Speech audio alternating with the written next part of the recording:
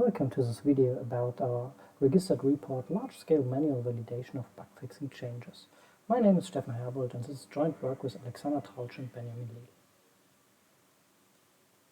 A common problem for lots of research tasks is which parts of changes that fix bugs are actually fixing the bugs. So most bug fixing commits contain additional stuff like a refactoring, where a method like write cache location is renamed into write cache location if present.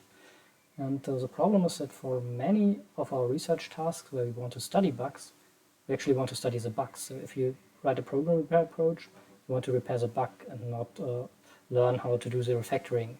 When you want to do bug localization from issue reports, you want to localize a bug and not where additional refactorings might take place. When you want to do defect prediction, you don't want to do refactoring prediction. And this is a very hard task and it requires human effort, manual validation.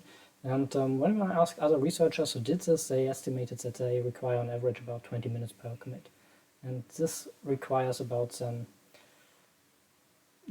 hours and hours of work for just relatively small data sets which we have, but small means by now roughly 1,000 commits or something like that, 1,000 bugs in a data set.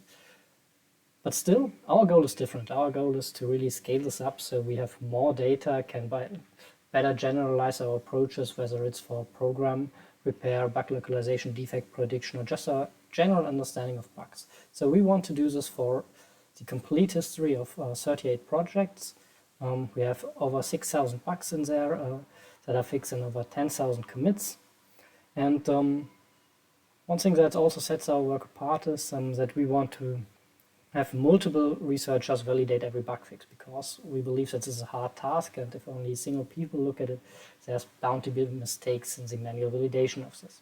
For comparison, defects for J in the current version 2.0, which is more or less the most used datasets for this purpose, at least for Java software, has partial bugs of 17 projects and 835 overall. And it also has a limitation that it only covers bugs that are fixed in a single commit, which we also want to break, to maybe also study how do bug fixes really look like when they go across multiple commits.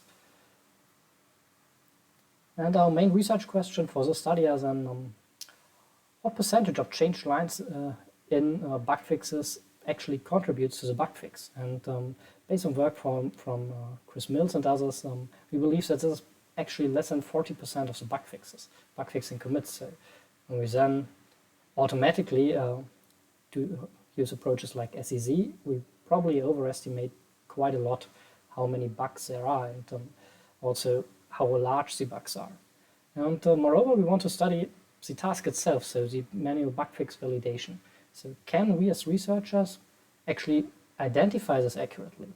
And we believe that this fails. And if we say, okay, we make it wrong 10% of the time, maybe because we don't know and maybe because it's just a hard task, then this should fail due to loss of probability 60% of the time. And we believe it fails at least this often. The problem is this is lots of work, and this is why we need you. So this is not your average research project. We want to solve this with the community. So everybody who wants to participate can participate. You just need to have an undergraduate in computer science or related subjects. So please advertise with all your PhD students. And all you have to do is do this labeling for 200 commits. We have this awesome web interface where you can do this, and it's really not that difficult to see there. You have the unified diffs that you can work on, and then later when we write our report, you need to review it so that you actually can be held accountable for whatever we're writing. So this is ethical. And as a reward, you will be a co-author of our empirical software engineering paper.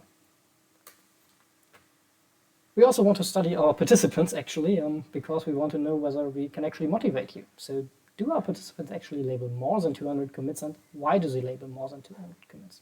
So we believe, yes, they label more, and well, we show you the leaderboard. So this is the current state.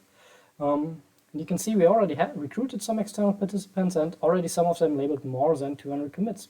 And our idea is, if you label more, you're better in the author list, so you're not then author 51, but maybe author 4 or 3 or something like that.